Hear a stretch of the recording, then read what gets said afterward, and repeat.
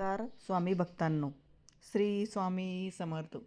एक छोट्याशा गावात माधव नावाचा एक साधा श्रद्धाळू माणूस राहत होता.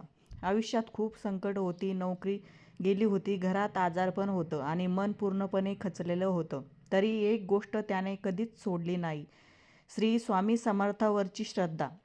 दररोज सकाळी तो स्वामींच्या फोटोसमोर बसून फक्त एकच मंत्र म्हणायचा, श्री स्वामी समर्थ. ना काही मागणं ना तक्रार, फक्त समर्पण.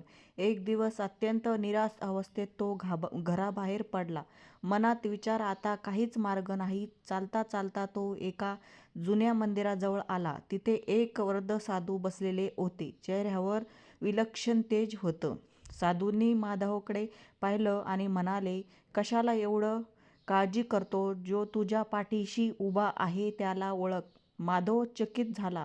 तो काहीच बोलायच्या आत साधूंनी हातातली भाकर त्याला दिली आणि म्हणाले, हे घे. आजपासून तुझी भूक फक्त पोटाची नाही तर मनाचीही संपेल.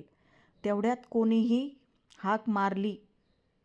माधवने मागे वळून पाहिले आणि पुन्हा पुढे पाहिलं तर साधू तिथेच नव्हते. त्या क्षणी त्याच्या अंगावर काटा आला. मनात एकच विचार, हे स्वामीच होते.